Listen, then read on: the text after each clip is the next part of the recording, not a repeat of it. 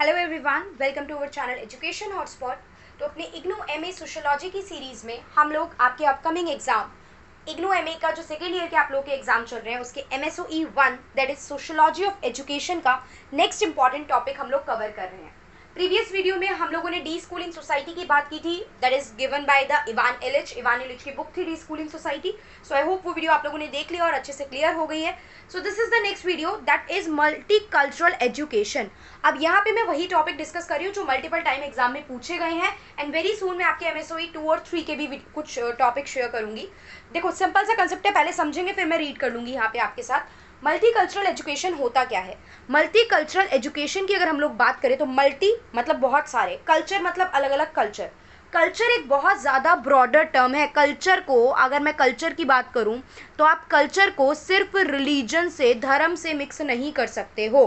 Culture की जब हम बात करते हैं तो कल्चर में हम देखेंगे कि कल्चर में हमारे रिलीजन भी जाता है, कल्चर में हमारे डिफरेंट डिफरेंट कास्ट जाती हैं, क्लास जाती हैं, अलग अलग एथनिसिटीज़ जाती हैं। ठीक है, अब एथनिसिटी क्या होता है वो वीडियो ऑलरेडी चैनल पे है, अगर आपको देखना है अभी फिलहाल मत देखिए वैसे। ठीक है, एथनिसिटी आप लोगों का मैंने पहले भी कवर करा रखा है, फर्स्ट ईयर का टॉपिक है वो। तो अलग अलग ग्रुप्स, अलग अलग रेसेस, अलग अलग कास्ट, अलग अलग रिलीजन, कल्चर एक बहुत ब्रॉडर टर्म हो जाता है। तो एजुकेशन से जब हम इसे लिंक करेंगे तो हम देखेंगे, आप देखो आप एक क्लासरूम में जब पढ़ते हो या आप कितने सारे स्टूडेंट ये वीडियो देख रहे हो तो आप अलग अलग स्टेट से होंगे, आप अलग अलग मतलब आप अलग अलग कास्ट के होंगे, आप अलग अलग धर्म के होंगे, अलग अलग रिलीजन के होंगे। तो ये क्या है? ये मल्टी कल्चर ही तो क्रिएट हो रहा है। देखो कितनी प्रॉब्लम आती है, कई बार हमें बहुत सारे टॉपिक ऐसे पढ़ाने पड़ते हैं टीचर को, बहुत ध्यान रख के हमें एक सब्जेक्ट, एक करिकुलम रेडी करना पड़ता है, क्योंकि हिस्ट्री में भी इतना कुछ हुई है चीज़ें। जब हम पढ़ते हैं देखो आपको पढ़ाया जाता है, आपको सारी वॉर पढ़ाई जाती है, ब्रिटिशर ने कैसे हम जो है ब्रिटिशर के साथ हमने कैसे कोप अप किया, अलग अलग कैसे वॉर हुई, एडवेंट ऑफ मुगल्स के बारे में, यूरोपियंस का आना, अलग अलग सारी वॉर्स, मराठा मैसूर एम्पायर, इन सब की लड़ाइयाँ, कितना कुछ है हिस्ट्री में पढ़ने के लिए ना। ठीक है, अब एक क्लास में जब हम बैठे हैं तो अलग अलग रिलीजन, अलग अलग क्लास और अलग अलग कास्ट के लोग बैठे हैं, तो वो टॉपिक पढ़ाते हुए अब क्या है, अब नॉलेज दी जा रही है।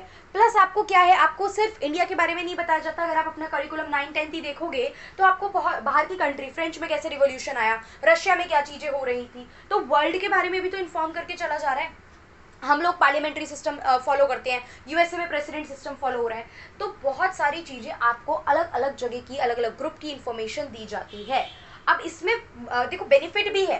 पहली बात तो एक जब हम लोग साथ में अलग अलग ग्रुप और रिलीजन के लोग पढ़ते हैं ना साथ में, तो बहुत एक सिंपैथी एम्पैथी की फीलिंग आती है। एक मैं तो बहुत नॉर्मल से एग्जांपल उठाऊंगी। ठीक है, कम्युनल क्राइसिस देख लो, धर्म के नाम पे जो दंगे हो रहे हैं, हम इंडिया की बात करें अगर हिंदू मुस्लिम के, आजकल की डेट में हम में से पढ़ने वाले लोग कितने सारे क्लासमेट है, मेरी क्लास में कितने सारे फ्रेंड्स जो थे वो मेरे साथ डिफरेंट रिलीजन के थे, मेरे कितने स्टूडेंट ऐसे रहे हैं जो डिफरेंट रिलीजन के हैं। तो अब कोई अगर पुराने ज़माने के लोग अगर इस बेसिस पे, पुराने ज़माने क्या कह लो, ठीक है हमारे सीनियर सबके थॉट प्रोसेस अलग होते हैं, अगर वो लोग इस चीज़ को लेके सिर्फ रिलीजन को माइंड में लेके चीज़ें चली तो आज की डेट पे वो कम हो गई हैं। क्यों? बिकॉज हमने मल्टी कल्चरल एक एजुकेशन, एक एनवायरमेंट क्रिएट किया जहाँ पे अलग अलग रिलीजन के लोग एक साथ रहेंगे।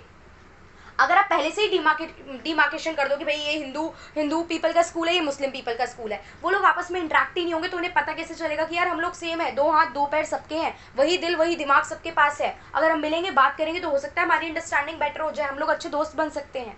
तो ये चीज़ होती है, एक एम्पैथी, एक सिंपैथी, एक सोसाइटी में हार्मनी की फीलिंग जो है वो मल्टीकल्चरल जो एजुकेशन है वो क्रिएट करती है। तो यहाँ पे बेसिक बात देखिए, अब इसको एक बार पढ़ लेते हैं क्या होता है। Multicultural education is use to describe variety of practices within curriculum. जब आप अपने सिलेबस में चीज़ें इंक्लूड कर रहे हो और क्लासरूम इंस्ट्रक्शन में चीज़ें इंक्लूड कर रहे हो, ये एक आइडिया है जिसमें एजुकेशन रिफॉर्म मूवमेंट, मतलब एक एजुकेशन में रिफॉर्म लाने का जो है वो एक आइडिया और एक प्रोसेस है। ये यहाँ पे हम क्या करते हैं, हम सबको इक्वल एजुकेशनल अपॉर्चुनिटी देने की बात करते हैं, irrespective of the caste, racial discrimination, मतलब रेशियल जो चीज़ें हैं, एथनिसिटी है, सोशल क्लास ग्रुप है, इन सबको इग्नोर करके हम सबको इक्वल अपॉर्चुनिटी देने की बात करते हैं। ठीक है, इसके अलावा हम देखते हैं कि हम ऐसी मल्टी कल्चरल सोसाइटी में रहते हैं तो हमारे लिए बहुत ज़्यादा ज़रूरी है कि अलग अलग कल्चर और अलग अलग जितने भी सब ग्रुप हैं इनके बीच में शांति बनी रहे। ठीक है, जो अलग अलग मिक्स पीपल यहाँ पे रह रहे हैं, ताकि वो क्या करें, एक साथ शांति से रह सके और मतलब शांति से क्या कर सके, साथ में काम कर सके। नाउ मल्टीकल्चरल एजुकेशन की डायमेंशन क्या है? देखो सबसे पहले तो आपको ऐसा कंटेंट क्रिएट करना पड़ता है। कंटेंट क्रिएट मतलब कंटेंट होता है जो भी आप चीज़ डिलीवर करने वाले हो, पढ़ाने वाले हो, तो आपको ऐसे एग्जांपल यूज करके थोड़ा सा मतलब अपने जो भी टीचर का जो भी पैटर्न है या स्कूल बुक्स जो टेक्स्ट बुक वगैरह जो भी चीज़ें हैं, you should use such kind of examples, मतलब आप कंटेंट में चीज़ें इंक्लूड करो, प्लस नॉलेज कंस्ट्रक्ट करो। आप इस तरीके से अंडरस्टैंड करवाओ, इन्वेस्टिगेट कराओ, डिटरमाइन कराओ तरीके, जिससे कि पर्सन, जिससे कि स्टूडेंट जो है वो ये चीज़ें समझ पाएँ। फिर प्रिजुडाइज रिडक्शन हो, जो चीजें सेट हो जाती है ना, प्रिजुडाइज आर द थिंग जो आपने माइंड में सेट कर लिया है, ठीक है, जैसे स्टीरियोटाइप होते हैं और प्रिजुडाइज होते हैं, सामने वाले को देख के आपने सेट कर लिया यार ये तो अभी तक कुछ बोल नहीं रहा है, बहुत घमंडी इंसान होगा, तो विदाउट नोइंग द पर्सन आपने उसके बारे में कुछ बेसिक सी चीज अपने माइंड में सेट कर ली, वो कहलाता है प्रिजुडाइज, बेसिक अजम्पशंस, ठीक है। तो प्रिजुडाइज अगर हम कम करेंगे, कैसे पॉजिटिव एटीट्यूड रखेंगे जब हम अलग अलग रेस, अलग अलग एथनिसिटी और अलग अलग कल्चरल ग्रुप के टुवर्ड्स, तो वो एक जो प्रिजुडाइज होता है माइंड में सेट कि ये कास्ट के लोग, अब जैसे देखो बहुत बेसिक से एग्जांपल, मजाक बनाया जाता है ना, बनिए जो होते हैं वो कंजूस होते हैं, मारवाड़ी के लिए आई गेस कुछ कुछ नहीं, सॉरी बनिए कंजूस नहीं, आई गेस मारवाड़ी के लिए कुछ कुछ ऐसा बोला जाता है, ठीक है, बट जरूरी नहीं है कि ऐसा हो। आप जितने भी लोगों को जानते हो अपने फ्रेंड में, अगर कोई ऐसा हो तो जरूरी नहीं है वो कंजूस हो, तो वहाँ पे तो वो चीज़ ब्रेक हो गई जो आप सुनते आए हो चीज़ें। तो वो प्रिजुडाइज विदाउट नोइंग, विदाउट मतलब एक दो चीज़ें देख के या कोई मजाक को बेस लेके वो चीज़ जो है वो इतनी उसको हाइक दे दिया गया है कि वो प्रिवेलेंट हो गई ज़्यादातर, तो वो चीज़ होती है। Just this is just an example ना, ठीक है। अब एम्पावरिंग ऑर्गेनाइजेशन कल्चरल, जो भी आपकी संस्था है उसको इस तरीके से एम्पावर करो, उसको स्ट्रेंथन करो, सो दैट उससे जुड़े हुए लोगों के बीच में भी वही जो थॉट प्रोसेस है वो फ्लो हो। प्लस पेडागॉगी, जो भी आपका सब्जेक्ट, जो भी आपका पढ़ाने वाला जो कंटेंट है, जो मैटर है, वहाँ पे इक्विटी होनी चाहिए। इक्विटी का मतलब है सबको वो इक्वली डिलीवर करा जाए, इस बेसिस पे डिस्क्रिमिनेशन ना किया जाए। फिर बात आती है मल्टीकल्चरल क्लासरूम। मल्टीकल्चरल क्लासरूम क्या होता है? अब अगर मैं मल्टीकल्चरल क्लासरूम की बात करूँ तो ये वो क्लासरूम है जहाँ पे टीचर जो होते हैं वो बहुत सारी चीज़ें, जैसे हिस्ट्रीज लेंगे, अलग अलग टेक्स्ट लेंगे, अलग अलग वैल्यू, अलग अलग बिलीफ, अलग अलग पर्सपेक्टिव लेंगे लोगों का फ्रॉम डिफरेंट कल्चरल बैकग्राउंड, ठीक है। अब फॉर एग्जाम्पल मैं बैठ के आपको कोई एग्जाम्पल लेने लगूँ किसी अमेरिका के किसी पर्सन का, ठीक है, मैं बात कर रही हूँ बराक ओबामा के एग्जाम्पल लेके मैं आपको चीज़ें समझा रही हूँ। अमेरिका में महात्मा गांधी का नाम लेके कुछ चीज़ें समझाई जा रही हैं लोगों को, नॉन वायलेंस सिखाया जा रहा है। तो ये चीज़ें होती हैं कि आप अलग अलग चीज़ें जो हैं, अलग अलग एथनिसिटी, अलग अलग मतलब कोई भी डिस्क्रिमिनेशन, बाउंड्री हो, कास्ट हो, रिलीजन हो, कास्ट हो, एथनिसिटी हो, किसी को भी आप इंक्लूड नहीं कर रहे हो टू क्रिएट द डिस्क्रिमिनेशन। तो इस टाइप का जब क्लासरूम होता है तो वो एक मल्टीकल्चरल क्लासरूम जो है वो कहलाता है। अब मल्टीकल्चरलिज्म जो है वो प्राइमरी टाइम पे कैसे सिखाया जा सकता है? प्राइमरी एजुकेशन, देखो छोटा बच्चा है, छोटे बच्चे को आप किताब तो नहीं पढ़ा दोगे ना, भैया ये रहा वर्ल्ड का मैप, ये रहा चाइना, ये रहा नॉर्थ अमेरिका, ये रहा साउथ अमेरिका, ये रहा ऑस्ट्रेलिया, ये जापान, नहीं। हम थोड़ा आप एग्जाम्पल लेते हैं, अब ये पूरे वर्ल्ड में ही चलेगा कंसेप्ट, ऐसा नहीं है सिर्फ इंडिया में, बट मैं आपको बेसिक से एग्जाम्पल लेके बता रही हूँ कि आप फॉर एग्जाम्पल नॉर्मल भाषा बोलते हो, अब एक ग्रीट करने का तरीका देखो, हम जब मिलते हैं कोई नमस्ते बोलता है, ठीक है, कोई पैर छू रहा है, कोई सत श्री अकाल बोल रहा है, ठीक है, कोई सलाम वालेकुम बोल रहा है, सबके बोलने का तरीका अलग है। तो जब आप स्टूडेंट को ये चीज़ें बताओगे, अब क्लास में 4 अलग अलग धर्म के, 4 अलग अलग जगह के बच्चे अलग अलग वर्ड यूज़ कर रहे हैं वो, तो आप सबको चीज़ें बताओगे कि what does these all words means. छोटे बच्चों को बुक में चार्ट दिखा के बताया जाता है कि देखो दिस इज द ड्रेस जो पंजाब में पहनी जाती है, this is the dress, this is the music, this is the food. तो ये क्या है? ये एक तरीके से मल्टीकल्चरलिज्म ही तो है कि आप उसको डिफरेंट जगह की नॉलेज दे रहे हो। वहीं हम सेकेंडरी एजुकेशन में बात करें तो देखो जो बच्चा बड़ा हो गया, थोड़ा समझदार हो गया है, आज की डेट में आप तो हायर सेकेंडरी से भी अपर एजुकेशन ले रहे हो, तो हम लोग अवेयर है, तो हमें ज्योग्राफी पता है, हमें हिस्ट्री पता है, हमें कंट्री के नेम पता है, अलग अलग कंट्री है। तो हमारे लिए ये जो हमारी वाली एज है, जो मतलब हमारी एज तो खैर चलो अब मास्टर वास्टर वाले बच्चे हो गए हैं हम, लेकिन जो सीनियर स्टूडेंट हो जाते हैं वो लोगों पे इसका जो इम्पैक्ट होता है वो कंपैरेटिवली ज़्यादा पड़ता है, ठीक है। ये चीज़ हमें क्लियर हुई। तो यहाँ पे क्या होता है, बिगेस्ट इम्पैक्ट होता है, आप मैप, हिस्ट्री, ज्योग्राफी सब कुछ जानते हो, तो यहाँ पे समझाना जो होता है वो डिफरेंट तरीके से, अलग अलग टेक्स्ट बुक देखते हो ना, 9th-10th में सीधा सीधा फ्रेंच रिवोल्यूशन के बारे में चैप्टर आ गया, रशियन रिवोल्यूशन आ गया, प्रेस मीडिया कैसे धीरे धीरे डेवलप हुआ वो आ गया, ग्लोबलाइजेशन के बारे में चीज़ें आ गई।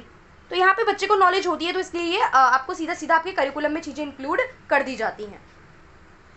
अब हम अप्रोचेस की बात करते हैं कि अप्रोचेस क्या होती हैं।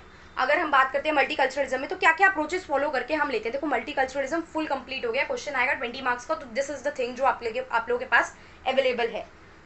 तो सबसे पहले तो कॉन्ट्रीब्यूशन, बेसिक टीचर क्या करता है, ऐसे लोगों का नाम और एग्जाम्पल यूज कर सकता है जिन्होंने कुछ भी कॉन्ट्रीब्यूट करा है चीज़ों में, ठीक है, हम लोग इस तरीके की चीज़ें यूज़ कर सकते हैं। जैसे फॉर एग्जांपल ले लो, न्यूटन की बात कर दी मैंने, महात्मा गांधी की बात कर दी मैंने, मैं अलग अलग साइंस में किसी ने क्या कंट्रीब्यूशन दिया, लाइट किसने फॉर्म करी, बल्ब किसने फॉर्म किया, ग्रेविटी का कंसेप्ट कहाँ से आया, हम ये सब कंट्रीब्यूशन मतलब हम जो अलग अलग सब्जेक्ट में फील्ड में किसी का कंट्रीब्यूशन रहा उसकी बात करके हम लोग यहाँ पे बच्चों को चीज़ें बता सकते हैं। प्लस एडिटिव मतलब हम कुछ देखो करिकुलम में नहीं इंक्लूड, जो मैं चीज़ पढ़ा रही हूँ वहाँ इंक्लूड नहीं है ये सब बच्चों के, लेकिन मैं कुछ एक्स्ट्रा एग्जाम्पल लेके कुछ एडिशन करके बच्चों को चीज़ें समझा सकती हूँ। लाइक इंडिपेंडेंस डे आया बीच में, तो मैं बच्चों को एग्जाम्पल लेके बता रही हूँ why do we celebrate this independence day, या बाहर की कंट्री में कुछ कंसेप्ट कोई फेस्टिवल है, अगर कुछ चीज़ है तो वहाँ पे वो क्यों सेलिब्रेट की जा रही है, तो ये हम एग्जाम्पल लेके जो है वो सेलिब्रेट बच्चों को एक्सप्लेन कर सकते हैं। ठीक है, देन कम ट्रांसफॉर्मेशन। ट्रांसफॉर्मेशन क्या होता है, एक चीज़ जो है उससे बदल देना, ट्रांसफॉर्म कर देना। तो यहाँ पे हम क्या चेंज करेंगे, एटीट्यूड्स चेंज करेंगे about the cultural differences.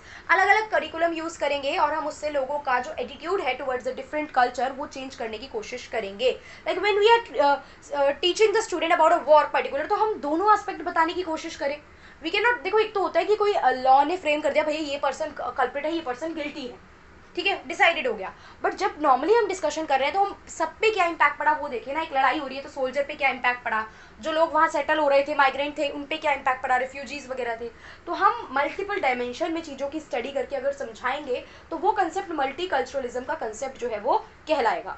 Clear, उसमें सोशल एक्शन हो गया। अब ये एक स्टेप ज़्यादा होता है ट्रांसफॉर्मेशन से। ट्रांसफॉर्मेशन में आपने चीज़ें चेंज के बारे में पढ़ा, अब वहाँ सिर्फ पढ़ा था और माइंड में चीज़ें थी, लेकिन जब आप उस चीज़ के टुवर्ड्स कुछ एक्शन लेते हो, कुछ स्टेप लेते हो कि हम क्या कर सकते हैं उसको चेंज करने के लिए, तो वो हो जाता है सोशल एक्शन। ठीक है, वो सोशल एक्शन अप्रोच हो जाती है। अब ये इतना कुछ आप पढ़ चुके हो तो गोल्स और आपके जो बेनिफिट्स हैं, मैं सिर्फ नाम, मैंने यहाँ नाम लिखा है, बहुत सिंपल सा कंसेप्ट है, लेकिन एग्जाम में आप लोग सिर्फ नाम मतलब ये हेडिंग्स नहीं लिखोगे, आप इन हेडिंग्स के आगे इनको 2-2 3-3 लाइन में एक्सप्लेन भी करोगे।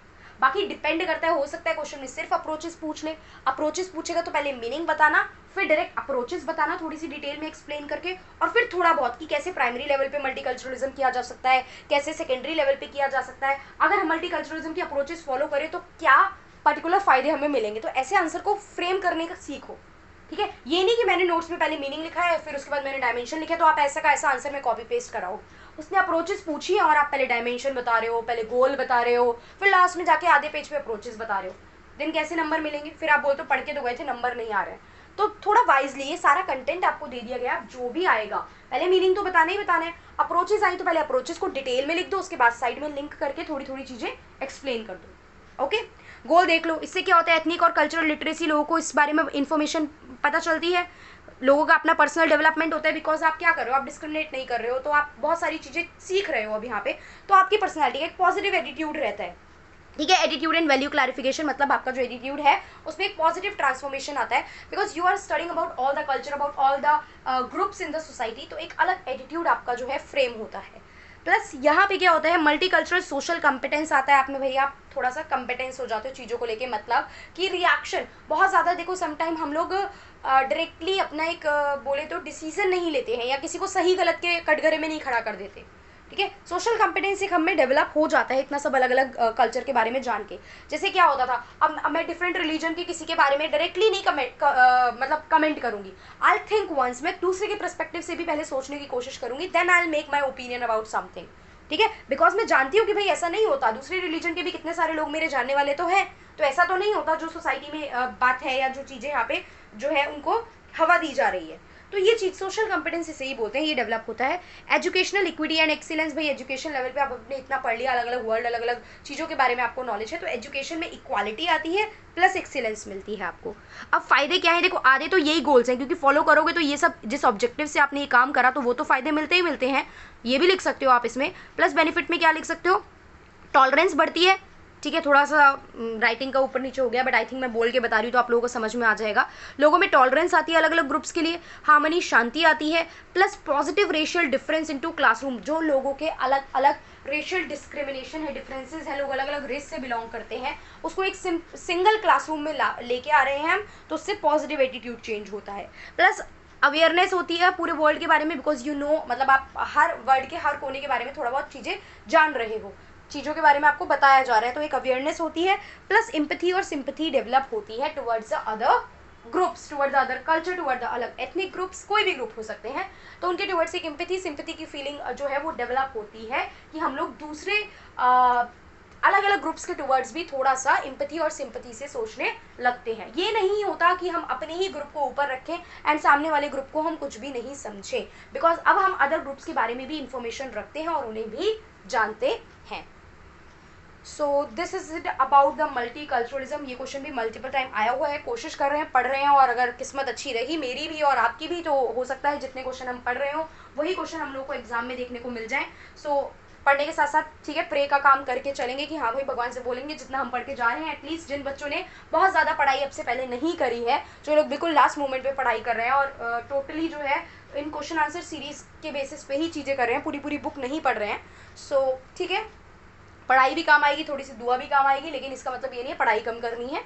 तो आप अच्छे से पढ़ के चलिए और एटलीस्ट इतना तो याद करके चलिए, ठीक है। इसमें भी अगर मेहनत कम करेंगे तो फिर आप किसी को ब्लेम नहीं कर सकते हैं, मुझे भी ब्लेम नहीं कर सकते आप कि आपने वीडियो कम डाली, मैम आपने वीडियो नहीं दी लास्ट टाइम में। भाई मैं मेहनत कर रही हूँ ना, तो कुछ ना कुछ कहीं ना कहीं भगवान मेरे उस बॉक्स में जोड़ रहा है। लाइक आपकी मुझे ब्लेसिंग्स मिल रही है ना, तो वो एक बकेट होती है ना, जो मेरी बकेट पॉजिटिविटी की बकेट मेरी फिल हो रही है, ठीक है। बट आपकी बकेट खाली नहीं रहनी चाहिए ना, वो बात होती है ना, कर्म अपना अपना कर्मा अपने अपने साथ होता है। तो अगर आप अच्छा कर्मा करोगे, अच्छा इन द सेंस कि अगर आप पढ़ लोगे, आपके अगर एफर्ट रहेंगे, सो वो रिजल्ट आपको मिलेगा, वो रिजल्ट आपके जो मार्क्स होंगे, स्कोर कार्ड होगा, वहाँ देखने को मिलेगा।